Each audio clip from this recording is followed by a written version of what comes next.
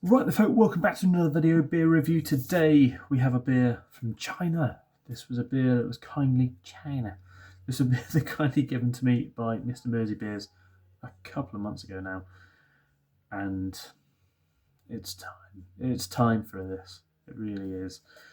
So it is beer from Kingstar Brewery. We have had one from them already. It is in this format again. We last had the wheat beer in this format. I threw the top. Oh no, I didn't. I kept it there. It has this plastic top. On top of that, you pull your plastic top off, and then it's got a very, very confused can / lid jar top on top of one of these. I think I said on the last one that it reminds me an awful lot of the Green King cans that you could get. And I think that this was early days of the Green King Chinese ownership takeover of maybe around about 2016, 2017, 2018 sort of time. You could very briefly buy Green King beers in this very strange format.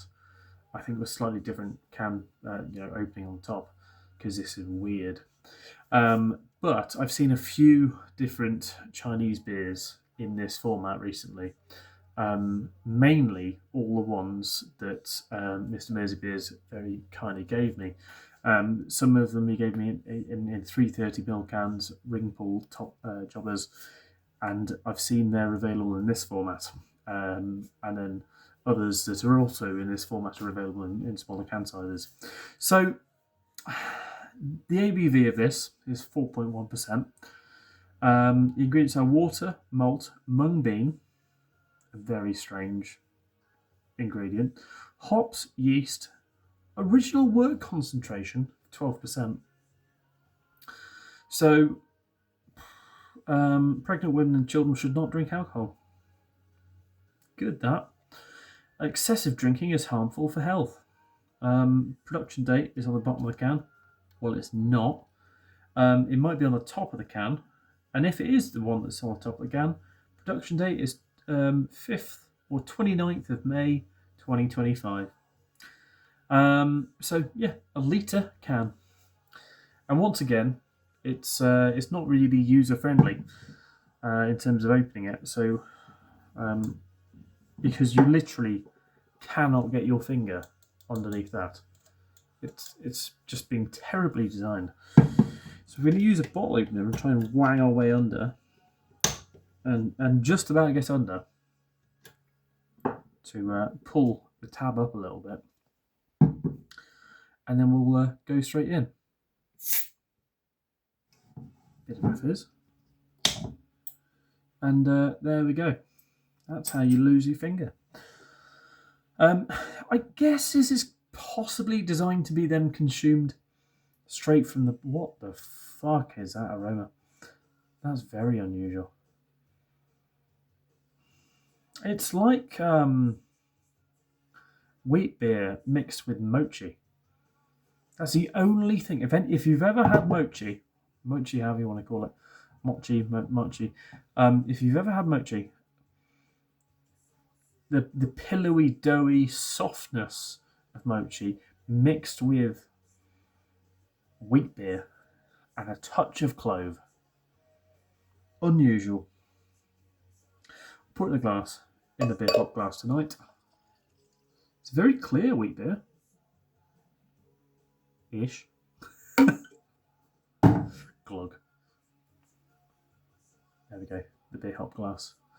A long defunct company, beer hop, I think. Came around lockdown. I think it's been something like that. Yeah, it's a very clovey mung bean wheat beer. And thank Christ I like mung bean.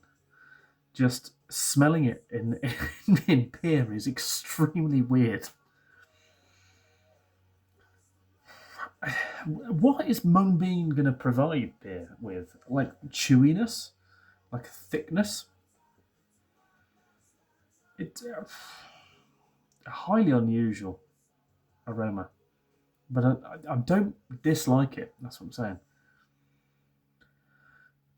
it kind of works. We'll dive in. Cheers. Cheers, Adam.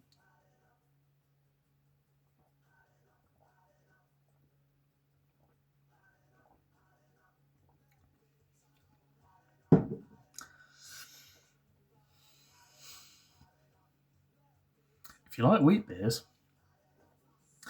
then you'll like that. It's going to really put a lot of people off wheat beers.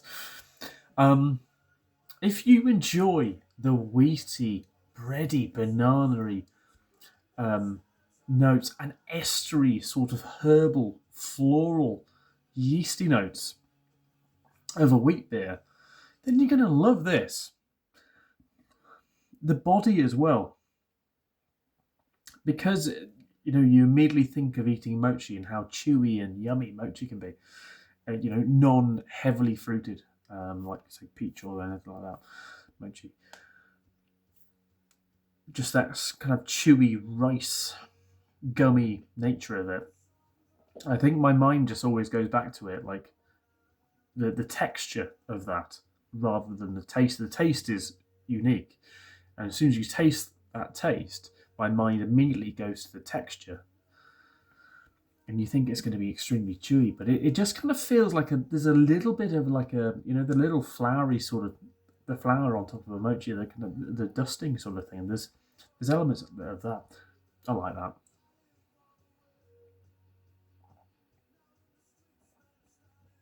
Extremely unusual. The beer behind it is a mildly acceptable wheat beer. Floral, there's no raw flavours. There's nothing wrong with it. It's quite easy drinking, nicely sweet, nicely balanced. I don't think there's a lot of, hoppy flavours or malty flavours different to what you'd expect out of a standard wheat beer. I'm